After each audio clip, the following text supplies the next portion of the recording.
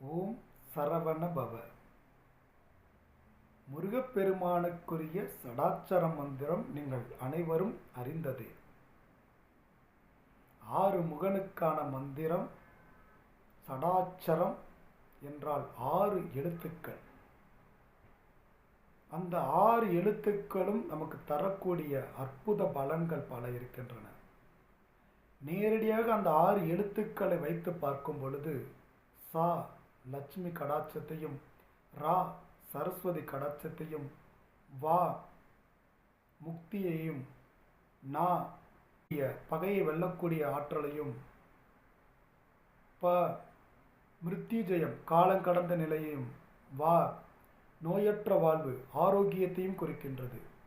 கல்வி, செல்வம், முக்தி, பகையற்ற வாழ்வு, காலம் கடந்த நிலை, ஆரோக்கியம் என்ற 6 விதமான பலன்களை நமக்கு அருளக்கூடியது சரவண பவ மந்திரம்.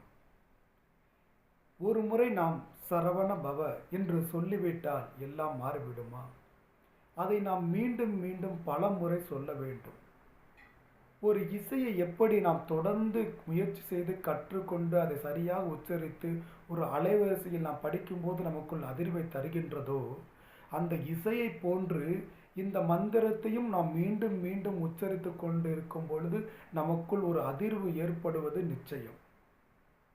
நீங்கள் அதே மந்திரத்தை மெதுவாக சொல்லி பாருங்க, அதே மந்திரத்தை வேகமாக சொல்லி பாருங்க, அதே மந்திரத்தை உங்களுடைய 6 சக்கரங்களுடன் இணைத்து சொல்லி பாருங்க, வித்தியாசம் இருக்கும்.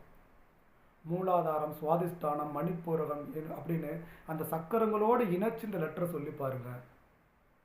ச ர வ ந ப வ 6 சக்கரங்களுமே உங்களுக்கு வேலை செய்யக்கூடிய அளவுக்கு அந்த மந்திரம் வேலை செய்யும். அப்போ இதை நம்ம திரும்ப திரும்ப உச்சரித்து கொண்டு இருக்கும்போது அது நம்ம உடலில் எந்த வகையான நல்ல அதிர்வுகளை ஏற்படுத்தும். ஒரு மந்திரத்தை ஒரு முறை சொன்னால் பத்தாது, அதை உருவேற்ற வேண்டும்.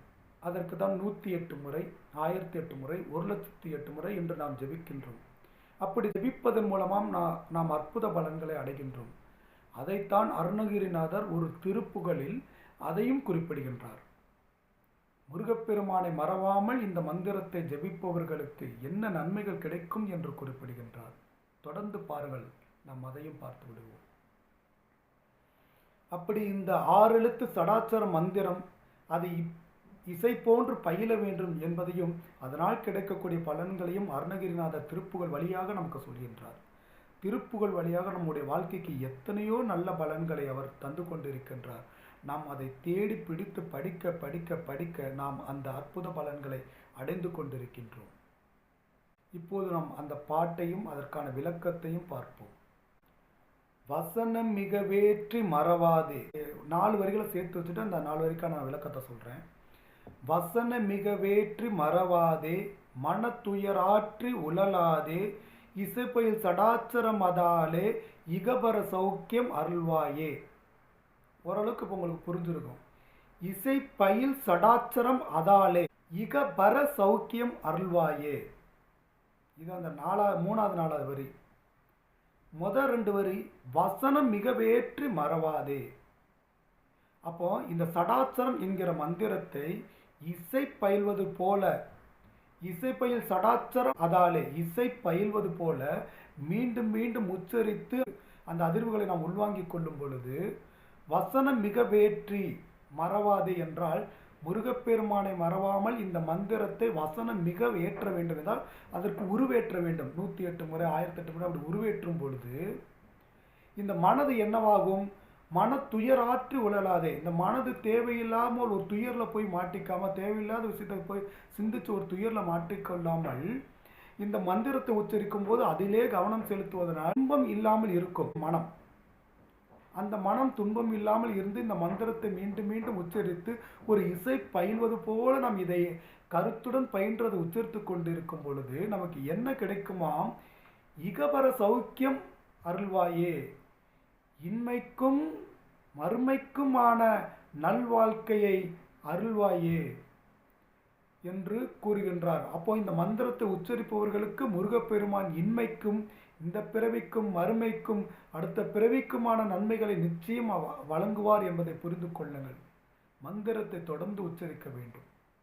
இனி மீதி வரக்கூடிய அந்த திருப்புகழ் வரிகளையும் பார்த்து விடுவோம். பசுபதி சிவாக்கியம் உணர்வோனே பழனிமலை வீற்றருளும் வேளா. அதாவது பசுபதி சிவாக்கியம் என்றால் சிவபிரானது வேத ஆகமங்களை உணர்ந்தவனே, பழனிமலையில் எழுந்து அமர்ந்திருக்கக்கூடிய முருகப்பெருமானே, எல்லாம் உணர்ந்த ஞானியாக ஞான தண்டாயுத பாணியாக அந்த பழனிமலையில் வீற்றிருக்கின்றார். முருகப்பெருமானை சென்று தரிசித்தாலே அங்கு நமக்கு ஞானம் கிடைத்துவிடும். அந்த ஞானத்தினால் நம் வாழ்க்கையை வாழ்ந்தால் வாழ்க்கையில் நாம் எல்லாவற்றிலும் வென்று விடுவோம். அசுர கிளை வாட்டி மிக வாழ அமரர் சிறை மீட்ட பெருமாளே. அந்த அசுரக்கு கூட்டங்களை வாட்டி ஒடுக்கியும் அந்த தேவர்களை வாழ வைத்த பெருமாளே என்று கூறுகின்றார்.